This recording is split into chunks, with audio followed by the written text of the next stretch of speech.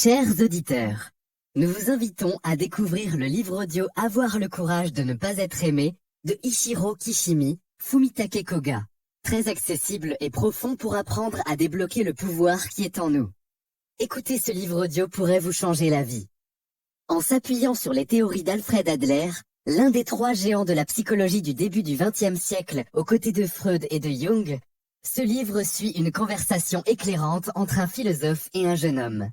Le philosophe explique à son élève comment chacun d'entre nous est capable de déterminer sa propre vie, sans les entraves des expériences passées, des doutes et des attentes des autres. C'est une façon de penser profondément libératrice, nous permettant de développer le courage de changer et d'ignorer les limites que nous et les personnes qui nous entourent peuvent nous imposer.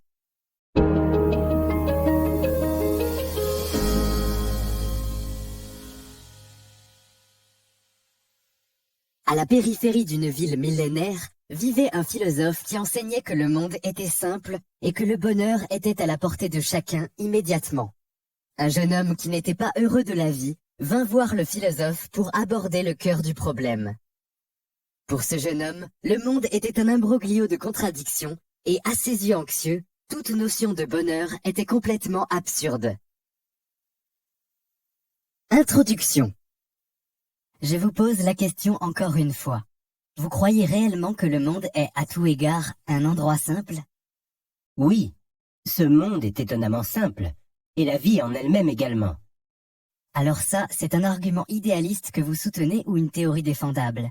En d'autres termes, est-ce que vous êtes en train de dire que tous les problèmes qu'on peut rencontrer dans la vie, vous ou moi, sont simples aussi? Oui, bien sûr. Je vois, alors laissez-moi vous expliquer pourquoi je suis venu vous voir aujourd'hui. D'abord, je veux débattre de ça, jusqu'à ce que je sois satisfait, et ensuite, si possible, je veux vous faire retirer cette théorie. Parce que j'ai entendu parler de votre réputation, bien sûr.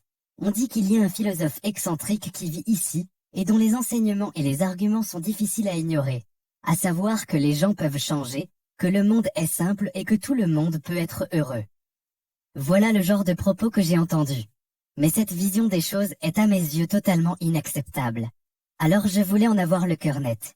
Si, dans ce que vous dites, j'ai l'impression que vous vous trompez complètement, je vous le signalerai et je vous corrigerai. Mais vous n'en serez pas fâché? Non, je serais ravi de cette opportunité. Il y a longtemps que j'espérais entendre les propos d'un jeune comme toi et tirer le maximum de ce que tu peux me dire. Merci. Je n'ai pas l'intention de balayer d'emblée tout ce que vous dites. Je vais réfléchir à ce que vous avancez, puis considérer toutes les possibilités qui se présentent. Le monde est simple et la vie est simple également. S'il y a la moindre parcelle de vérité dans cette assertion, ce devrait être pour la vie vue à travers les yeux d'un enfant. Les enfants n'ont pas de tâches évidentes, comme payer les impôts ou aller au travail. Ils sont protégés par leurs parents et par la société, et peuvent passer leur journée sans aucun souci.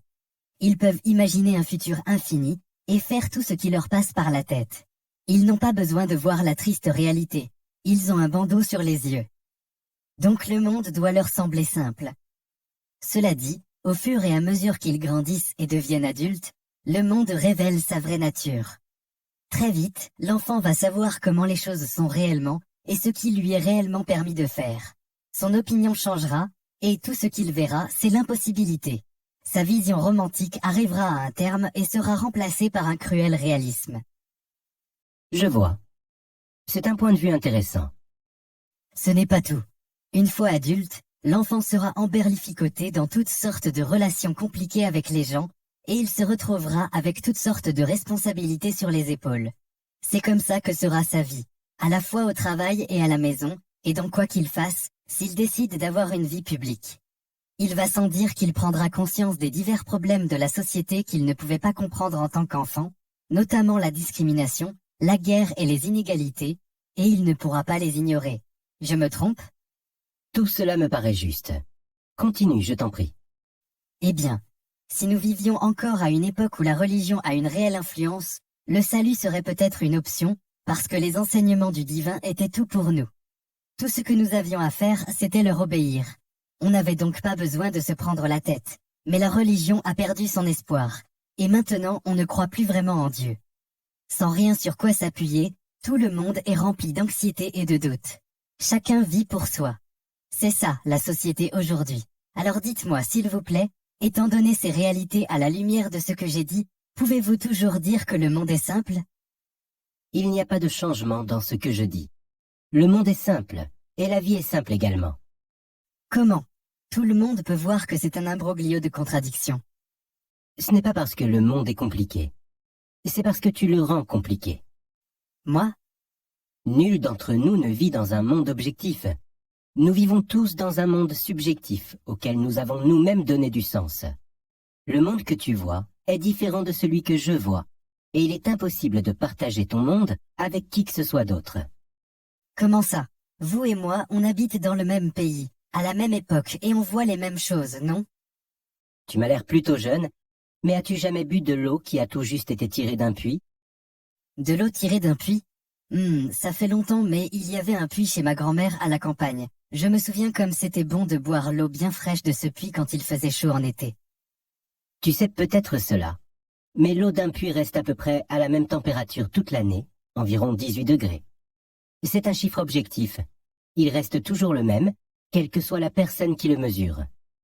Mais quand on boit cette eau en été, elle paraît froide, et quand on boit la même eau en hiver, elle paraît tiède.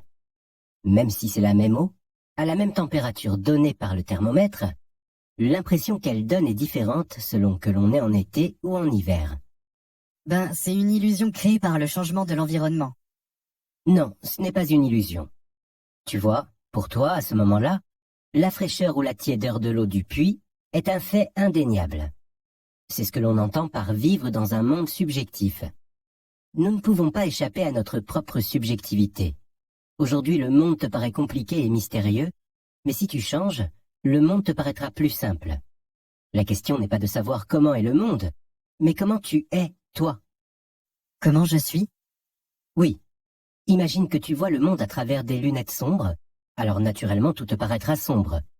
Mais si c'est le cas, plutôt que de te lamenter sur le fait que le monde est sombre, tu pourrais simplement retirer les lunettes. Peut-être que le monde te semblera alors terriblement éblouissant et que tu fermeras les yeux malgré toi. Peut-être que tu voudras remettre les lunettes, mais peux-tu seulement les retirer pour commencer? Peux-tu regarder le monde en face? En as-tu le courage? Le courage? Oui, c'est une question de courage. Bon, d'accord. Il y a des tonnes d'objections que j'aimerais soulever, mais j'ai le sentiment qu'il vaudrait mieux que j'attende un peu pour en discuter. Je voudrais être sûr que vous dites que les gens peuvent changer, c'est bien ça? Bien sûr que les gens peuvent changer. Ils peuvent aussi trouver le bonheur. Tout le monde, sans exception? Absolument sans exception. Haha, les voilà les paroles creuses, ça devient intéressant. Je vais commencer à contester ce que vous dites immédiatement. Je ne vais pas me défiler ou cacher quoi que ce soit. Prenons notre temps pour discuter de cela. Donc, selon toi, les gens ne peuvent pas changer. C'est exact, c'est impossible. À vrai dire, je souffre moi-même parce que je ne suis pas capable de changer. Et en même temps, tu aimerais bien pouvoir. Bien sûr, si je pouvais changer, si je pouvais repartir de zéro dans ma vie, je me ferais un plaisir de tomber à genoux devant vous. Mais il est bien possible que vous tombiez à genoux devant moi d'abord. Tu me rappelles ce que j'étais lorsque j'étais moi-même étudiant, jeune homme à sang chaud qui errait à la recherche de la vérité, qui rendait visite à des philosophes? Oui, je cherche la vérité sur la vie. Je n'ai jamais ressenti le besoin de prendre des disciples, et je ne l'ai jamais fait. Cela dit, depuis que j'ai commencé à étudier la philosophie grecque et que j'ai découvert une autre philosophie, cela fait longtemps que j'attendais la visite d'un jeune comme toi. Une autre philosophie?